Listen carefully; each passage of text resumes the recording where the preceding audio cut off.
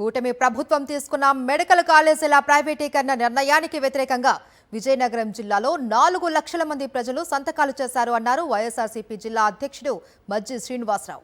సంతకాల ప్రతులతో ఈ 15న వైఎస్ఆర్ విగ్రహం వద్ద నివాళులు అర్పించి ర్యాలీగా విజయవాడ తరలించనున్నట్లు తెలిపారు. ప్రైవేటీకరణను వ్యతిరేకించే ప్రతి ఒక్కరూ ర్యాలీలో పాల్గొనాలని పిలుపునిచ్చారు. ప్రజా ఆరోగ్యం ప్రైవేటు పరం చేస్తే ప్రజలే బుద్ధి చెబుతారు అని హెచ్చరించారు మజ్జి శ్రీనివాసరావు.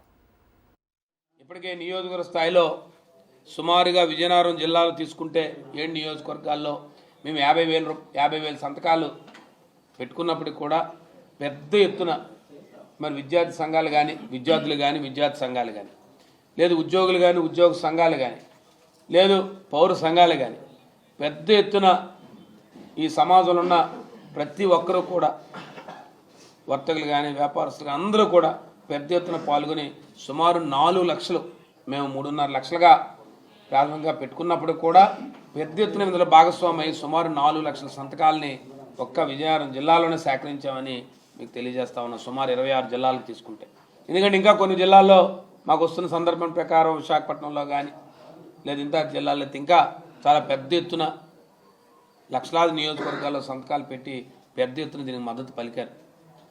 ఈ ప్రభుత్వం తీసుకున్న నిర్ణయం తప్పు. ప్రైవేటీకరణ